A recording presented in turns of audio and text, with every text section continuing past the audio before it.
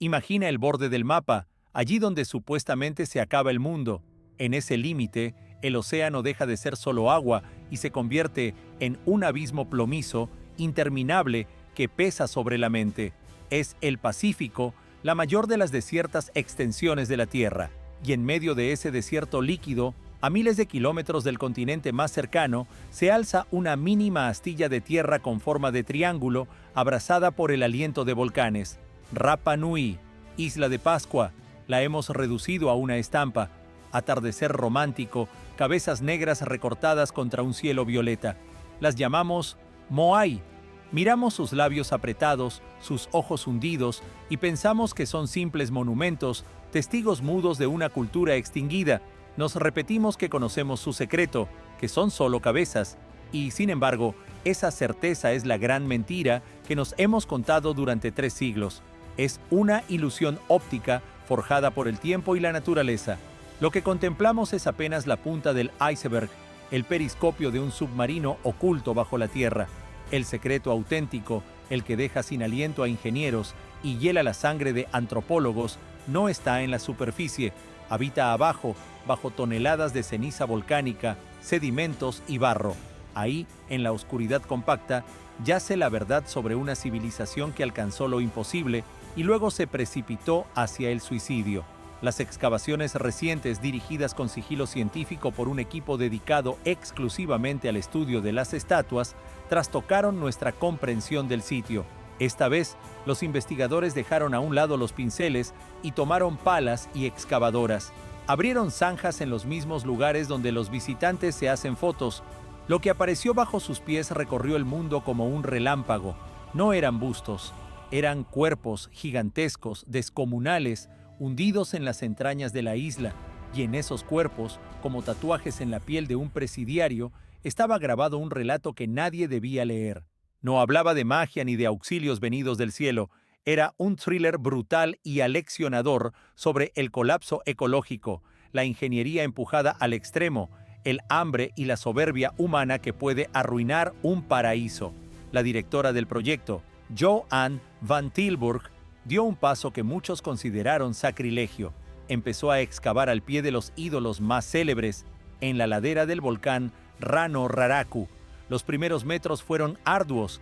La tierra, apretada por siglos de lluvia, ofrecía resistencia.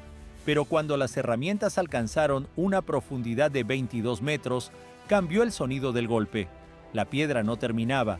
Lo que se creía cuello resultó ser apenas el inicio de unos hombros potentes y anchos. 1 metro más abajo, el pecho, pezones esculpidos con precisión anatómica. Otro metro, las manos, dedos largos, anormalmente delgados, con uñas prolongadas, cruzados sobre el vientre en un gesto ritual complejo. Más hondo aún, ombligo, abdomen, un taparrabos. El desconcierto fue total. No eran bustos. Eran colosos completos, pilares tan altos como un edificio de 3 pisos. Algunos alcanzaban los 10 metros de altura, contando la sección enterrada. El peso de semejantes gigantes superaba las 80 toneladas. 80 toneladas equivalen a la masa de una manada de elefantes o de una buena locomotora. ¿Por qué entonces estaban enterrados? ¿Quién invertiría un esfuerzo titánico, años para tallar, pulir, grabar, para luego sepultar hasta el cuello esas obras? Todo parecía absurdo. El laboratorio dio una respuesta inquietante. Nadie los enterró. La naturaleza lo hizo, el tiempo lo hizo, y en último término, los propios habitantes, al destruir su hogar, contribuyeron a ello. Las capas que ocultan los cuerpos no son un sudario funerario, son sedimentos, son el rastro de una erosión catastrófica. La isla quedó desnuda, sin árboles que sujetaran el suelo con sus raíces. Cuando llegaban las lluvias, el barro se precipitaba desde las lomas deforestadas. Deslizamientos, aludes de lodo, capa tras capa, año tras año el fango tragó a los ídolos. Estas estatuas no son solo monumentos, son reglas gigantes que miden un desastre ecológico. La profundidad de su hundimiento revela cuánta tierra fue arrastrada desde la isla hacia el océano. Es la escala de una correa de perro que duró siglos, una cadena que apretó sin descanso hasta casi asfixiarlo todo. Al liberar los cuerpos de su cautiverio milenario, los investigadores vieron lo que los ojos humanos no contemplaban desde hacía más de 5 siglos. Donde el viento y la lluvia no habían alcanzado el toba, la superficie seguía intacta, lisa, y las espaldas no estaban desnudas, estaban cubiertas de grabados. Los petroglifos no eran mero adorno, eran un texto, el pasaporte de la estatua. En las zonas lumbares aparecían símbolos extraños, círculos, arcos, líneas en forma de M. Los científicos los identificaron como maró, taparrabos tradicionales de la nobleza polinesia. Había más, patrones semejantes a tatuajes de jefes, anillos en las nalgas, zigzags por la columna, que evocaban el rayo o el espinazo de un antepasado. Y lo más revelador surgió con los escaneos detallados. Sobre los motivos antiguos, finamente tallados, se percibían grabados más burdos, recientes, casi violentos, huellas de una reprogramación, de un vandalismo ritual o de una renovación desesperada. Parecía que, en cierto momento, la fe de los isleños se resquebrajó. Los dioses viejos dejaron de responder y la gente talló nuevos símbolos de esperanza sobre las espaldas de sus ídolos. La figura del Tangata Manu, el hombre pájaro, cuerpo humano y cabeza de fragata, anunció el culto que reemplazó al de los ancestros. Era la evidencia de una guerra civil, una guerra de ideas y religiones. Las estatuas no se quedaron quietas en el tiempo, fueron retocadas, reescritas, adaptadas a una realidad más cruel cuando los recursos menguaron y la vieja magia ya no traía comida. Los moai no son ídolos estáticos, son una crónica en movimiento que apenas empezamos a descifrar. También nos habituamos a las cuencas vacías de sus ojos, ese mirar sombrío hacia ninguna parte que se convirtió en emblema de la isla. Y ese, de nuevo, era otro malentendido. En la arena blanca de Anaquena, las excavaciones ofrecieron un hallazgo que hizo retroceder a los arqueólogos. Un ojo. Era un fragmento de coral blanco, pulido con perfección elíptica, con un hueco central para la pupila. Cerca apareció la pupila misma, un disco de escoria volcánica roja. Cuando ensamblaron ambas piezas y las encajaron en la cuenca de uno de los moai, el efecto fue fulminante. La piedra pareció despertar. Con ojos, el moai dejó de ser una roca dormida y abstracta, adquirió individualidad, un mirar penetrante, hipnótico, blanco acerado con pupilas rojas, y ese mirar no se dirigía al océano, como muchos repiten. Las estatuas de la costa dan la espalda al mar, miraban hacia tierra, hacia las aldeas, hacia las personas. Era un sistema de control total. Imagina vivir bajo la sombra de un ancestro pétreo de 10 metros, clavándote los ojos rojos 24 horas al día. Vigilaba los tabúes. Ese estado, Aringa Ora, rostro vivo, se activaba en un instante preciso, cuando la estatua ya había sido arrastrada desde la cantera, erigida sobre la plataforma Au y asegurada, el sacerdote encajaba el coral. Era el encendido de la máquina. El moai se convertía en canal de comunicación con el mundo espiritual. El mana, el poder, lo habitaba. ¿Y por qué aparecieron ojos rotos en la arena? Porque los arrancaron. No fue erosión, fue una ceguera impuesta. Cuando la isla empezó a quebrarse, cuando el hambre mordió, la gente se rebeló contra sus dioses de piedra. Lo primero fue privarlos de visión, arrancar los ojos para que los ancestros no contemplaran la vergüenza de los hijos, para que no vieran a sus descendientes comerse unos a otros. Seguía abierta la pregunta que atormentó a generaciones. ¿Cómo movió un pueblo sin rueda, sin metal y sin animales de tiro un monolito de 80 toneladas desde la cantera hasta la costa, a lo largo de hasta 18 kilómetros de terreno quebrado y colinas? La versión oficial repetida durante años afirmaba: los rodaron sobre troncos, con cientos de personas, palancas, trineos, rodillos de palmera. Era una teoría conveniente que además explicaba la desaparición del bosque, todas las palmeras taladas para hacer rodillos, ecocidio por vanidad. Pero nuevos experimentos y modelos computacionales la hicieron añicos. Físicos de una universidad estadounidense calcularon el centro de gravedad de los cuerpos excavados y descubrieron una treta de ingeniería brillante. Las estatuas presentan un vientre abombado, un centro de gravedad bajo y una base en forma de D. No son planas por debajo, son convexas, diseñadas como juguetes tentetiesos. Colocadas verticales y levemente inclinadas hacia adelante, tienden a caer, pero regresan. Los científicos Carl Lippo y Terry Hunt ejecutaron un experimento que ya es historia. Fabricaron una réplica de 5 toneladas y la hicieron caminar. No necesitaron troncos ni centenares de esclavos, apenas 18 personas organizadas en 3 equipos con cuerdas. 1 tira hacia adelante, 2 hacia los lados y la estatua se mece. 1, 2, sujétala, se inclina, gira sobre un borde de su base, da un paso, se inclina hacia el otro lado. Segundo paso, parece un baile, la andadura de un gigante ebrio. Las leyendas locales siempre lo afirmaron. Las estatuas caminaban por sí mismas, bamboleándose de un lado a otro. La ciencia sonrió con desdén ante el folclore y resultó ser una descripción técnica exacta del transporte. Esto reconfigura el cuadro del colapso. No hicieron falta miles de árboles para mover Moai, ni ejércitos de esclavos. Fue ingeniería ingeniosa, ley de la física aplicada, no fuerza bruta.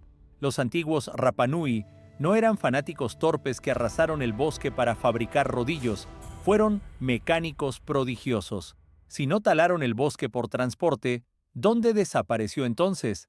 ¿Quién mató a la isla si no los escultores? Para hallar al culpable había que mirar al suelo. Botánicos tamizaron toneladas de sedimentos antiguos en busca de polen y hallaron que la isla estuvo cubierta por un bosque denso de palmeras gigantes, parientes de la palmera chilena. Millones de árboles. Pero surgió otra pista: cáscaras de semillas, nueces fosilizadas de esa palmera por millones. Casi todas lucían marcas minúsculas, mordiscos de dientes afilados, ratas. La Polinesia Ratus exulans llegó en las canoas de los primeros colonos como provisiones vivas o pasajeros clandestinos. Sin depredadores, sin serpientes, sin lechuzas, sin gatos, alcanzaron el paraíso. Se multiplicaron a un ritmo monstruoso. Biólogos estiman que la población de ratas pudo alcanzar los 3 millones. No roían estatuas, devoraban el futuro, se comían las semillas, mordían los brotes. Los árboles viejos morían de edad o se cortaban para fuego y canoas. Los nuevos nunca crecían. Las ratas interrumpieron el ciclo reproductivo del bosque. Fue un apocalipsis lento, no una explosión, sino un estrangulamiento. Al principio quizá nadie entendió qué ocurría. Cortaban creyendo que el bosque volvería, pero el ejército de roedores borró cada brote. Isla de Pascua no murió del todo por estupidez humana pura, fue devorada. Fue un colapso biológico invasivo, doble golpe. Las personas cortan, las ratas impiden que renazca. Cuando el bosque desapareció también se fue el suelo. Viento y lluvia arrastraron la capa fértil hasta el océano. Las cosechas cayeron. Las aves dejaron de anidar, no quedaba dónde. Sin árboles para canoas se acabó la pesca de altura, atunes, delfines, fuente principal de proteína. La isla se volvió una trampa, una prisión en medio del mar, sin comida y sin vías de escape. Volvamos a las estatuas. Un detalle obsesiona a los ingenieros. Sobre muchas cabezas reposan grandes cilindros rojos, pucao. No son sombreros ni peinados casuales, sino moños, símbolos de mana. Cada uno puede pesar hasta 12 toneladas tallados en una roca distinta. Escoria volcánica roja traída de otra cantera, Punapau. Imagina el problema. Tienes un gigante de 10 metros. Debes colocar sobre su cabeza un bloque de 12 toneladas sin grúa, sin andamios y con madera escasa. Surgieron teorías desmesuradas, rampas de tierra enormes, montículos que exigirían miles de metros cúbicos de relleno. Demasiado lento, demasiado laborioso. La clave apareció al estudiar los pucao. En la base de cada cilindro había una escotadura y rastros de rotación, además de marcas en los bordes de la roca. No los izaron en vertical, los hicieron rodar. Los ingenieros antiguos levantaron una rampa inclinada de piedra y tierra hasta la altura de la cabeza, envolvieron el cilindro con cuerdas y aplicando el principio de ventaja mecánica, como un aparejo o un paradójico torno, lo hicieron ascender como quien sube un barril por la rampa de un camión. Un error de centímetros y 12 toneladas de piedra roja caerían, aplastando a los operarios y, peor aún, destrozando la estatua, la obra de generaciones. Aquello exigía disciplina fanática, coordinación perfecta e intuición mecánica extraordinaria. No eran salvajes primitivos, eran matemáticos confinados en la edad de piedra. resolviendo problemas complejísimos con mente y músculo, y aún así, todo lo erigido palidece ante lo que permanece pegado a la roca. En la cantera de Rano Raraku duerme el gigante, la estatua más grande concebida jamás en un solo bloque. 21 metros de longitud, la medida de un vagón de tren o de un edificio de 7 pisos, y un peso estimado de unas 270 toneladas. De haber sido separada y alzada, habría empequeñecido a los monumentos de la antigüedad. Se vería desde barcos a decenas de kilómetros. Pero nunca se separó de la montaña, yace de espaldas fundida con ella. ¿Por qué? Los escépticos han dicho que comprendieron a tiempo que no podrían levantarla, que subestimaron sus fuerzas. Sin embargo, el análisis de las lascas muestra otra cosa. El trabajo avanzó hasta el final. Las herramientas estaban afiladas, la detención fue repentina. Es un monumento a una ambición que rebasó la capacidad del entorno. Es el Titanic del mundo polinesio. La sociedad volcó sus reservas finales, su comida, su energía, en ese megaproyecto, confiando en que, si creaban el ídolo mayor, los dioses escucharían, devolverían el bosque y la pesca. Siguieron cincelando piedra mientras sus hijos morían de hambre. Es una lección terrible sobre prioridades. El día en que el último trabajador dejó en el suelo su toki, su hacha de piedra, junto al gigante inacabado, la civilización de los Moai empezó a expirar. ¿Por qué las estatuas están donde están, bordeando el perímetro de la isla, muchas veces en lugares poco prácticos? Los arqueólogos buscaron lógicas celestes y límites de clanes. Los cartógrafos localizaron todas las plataformas Au, y el patrón parecía caótico, hasta que superpusieron el mapa de manantiales de agua dulce subterránea. La coincidencia era precisa. Los Moai se alzan donde hay agua. En la isla no hay ríos ni lagos, salvo los de cráter de acceso difícil. La roca volcánica es porosa. El agua de lluvia se filtra hacia el subsuelo y reaparece en la costa. En marea baja brota agua dulce o salobre bajo las rocas. Es la vida misma. Sin ella llega la muerte. Los Moai no son solo dioses, son mojones, marcadores. Cava aquí, bebe aquí. Custodiaban el tesoro más valioso, no el oro ni la tierra, sino el agua. Cuanto mayor la estatua, más abundante el manantial. En un mundo con la ecología agonizante, el agua vale más que la sangre. Los antiguos bebían esa agua salobre y su salud sufría. Demasiada sal daña los riñones. No tenían elección. El análisis óseo revela rastros de enfermedades renales y deshidratación. Levantaron gigantes para señalar y proteger la fuente de la vida, pero perdieron el bosque que la retenía. Un círculo vicioso de muerte. Durante mucho tiempo se consideró que Rapa Nui fue el extremo del aislamiento, que quienes llegaron una vez quedaron cortados del mundo para siempre. Pero el ADN de huesos antiguos, hallados bajo los Moai, trajo una conmoción. El genoma de los Rapa Nui mostraba señales de indígenas sudamericanos y esos marcadores se remontaban a mucho antes de la llegada de Colón. El océano no había sido un muro, sino un camino. O los polinesios alcanzaron Sudamérica, Chile, Perú, tomaron esposas y regresaron, o indígenas surcaron el mar hasta Rapa Nui. Recuerda la balsa Kon-Tiki de Thor Heyerdahl. Se rieron de él, pero la genética confirmó el contacto. Hay otra pista botánica. La batata, planta nativa del occidente sudamericano, era alimento básico en la isla siglos antes de los europeos. No podía llegar sola. Las semillas mueren en agua salada. La llevaron personas. Esto derriba la imagen de aislamiento total y hace la tragedia más honda. Si podían navegar, si dominaban la ruta hasta América y de vuelta, ¿por qué se quedaron? ¿Por qué elegir morir sobre una roca pelada, sin bosque y con canoas pudriéndose? Quizá cambiaron las corrientes, quizá la pequeña edad de hielo, quizá creyeron que su isla era el centro del universo, Tepita, Tehenua, y que no había a dónde ir porque lo demás se había hundido. El fanatismo religioso encierra más firme que el mar. Cuando faltaron recursos, cayeron los dioses. Comenzó la edad de los hombres y de la guerra. Los estratos superiores de sedimentos alrededor de los Moai están sembrados de miles de piezas de obsidiana, vidrio volcánico, llamadas mata. Son puntas toscas, filosas, letales, no flechas ni lanzas comunes, sino puntas para armas de corte como tomahawks. No sirven para cazar. En la isla no había más presas que ratas. Son armas contra personas. Su número aumenta de forma abrupta en capas que corresponden al período entre 1600 y 1700. Es la huella arqueológica de una guerra civil total. Cuando se extinguió la comida, llegó la matanza. Los clanes pelearon por los últimos recursos, los últimos manantiales, las cuevas, derribaron estatuas desde sus pedestales, les partieron los cuellos, les vaciaron los ojos. Era venganza.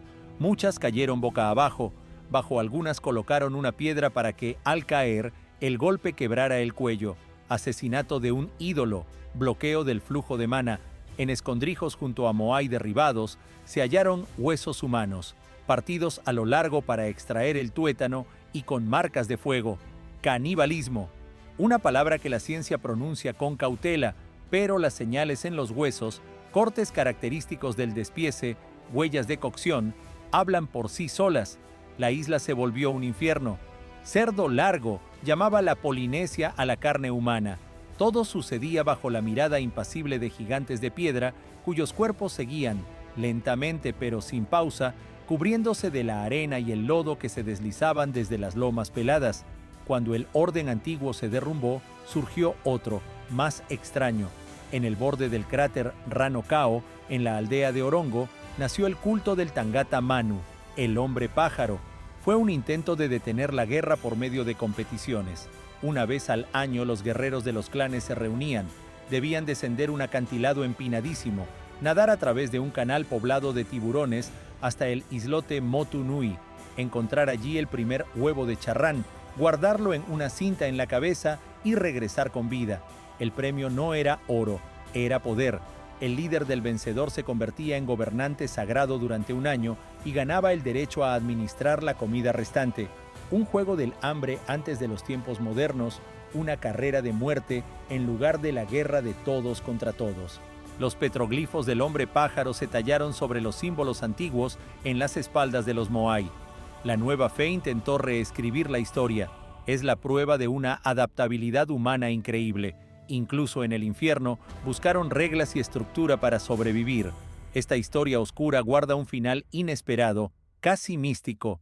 En la década de los 60, una expedición canadiense recogió muestras de suelo a la sombra de los Moai, en el mismo barro que había ocultado sus cuerpos. Los microbiólogos aislaron una bacteria nueva, Streptomyces hygroscopicus, y de ella extrajeron una sustancia bautizada en honor a la isla, rapamicina. Primero se empleó como antifúngico, después se descubrió su potente efecto inmunosupresor, capaz de prevenir el rechazo en trasplantes. Miles de personas con riñones y corazones trasplantados viven gracias al barro de Rapa Nui. Y aún hay más. La rapamicina se investiga como fármaco líder contra el envejecimiento, pues ralentiza procesos celulares y prolonga la vida de los ratones entre 30 y 40%. Ironías del destino. La isla de la muerte, la isla del suicidio ecológico, nos dio un remedio para alargar la vida. En un suelo volcánico singular mezclado con materia orgánica y quizá con restos de sacrificios, prosperaron bacterias raras. Los Moai no solo custodiaron agua, sin saberlo, custodiaron una puerta al futuro de la medicina. Hoy seguimos mirando Rapa Nui como exotismo, como enigma distante. Quienes han desenterrado los cuerpos de los gigantes ven algo más, un modelo a escala de la Tierra, espacio limitado, recursos finitos, población en aumento, consumo enloquecido por prestigio e ideología, construcción de estatuas cada vez mayores que nadie necesitaba, destrucción del ecosistema por objetivos cortoplacistas, punto de no retorno y derrumbe. Lo hallado bajo la tierra, cuerpos monumentales plantados sobre el basamento de un suicidio ecológico, es una advertencia, un mensaje en una botella arrojado a través de los siglos. Fuimos como ustedes, creímos que los recursos eran infinitos, oramos a los dioses de la economía y del crecimiento. Esto fue lo que quedó de nosotros. Las excavaciones continúan, los equipos escanean nuevas áreas, cada centímetro de piedra limpio revela un petroglifo más. Un detalle adicional de esta tragedia: supimos que tenían cuerpos, supimos que tuvieron ojos, aprendimos cómo caminaron. Pero la pregunta principal no es cómo lo hicieron. La pregunta que importa es por qué no se detuvieron. ¿Por qué el último leñador cortó el último árbol sabiendo que no habría otro? La próxima vez que veas una fotografía de una cabeza de Isla de Pascua, recuerda que no estás sola. Bajo ella se oculta un cuerpo enorme que se hunde en la oscuridad, y en ese cuerpo está tallada la historia de cómo una gran civilización puede devorarse a sí misma. Ese gigante de piedra, con cuencas vacías, no mira el horizonte, nos mira en silencio, y pregunta, ¿y ustedes? ¿Se detendrán a tiempo? La historia no está solo en los libros, también se escribe en capas de suelo. A veces conviene excavar más hondo para entrever nuestro futuro.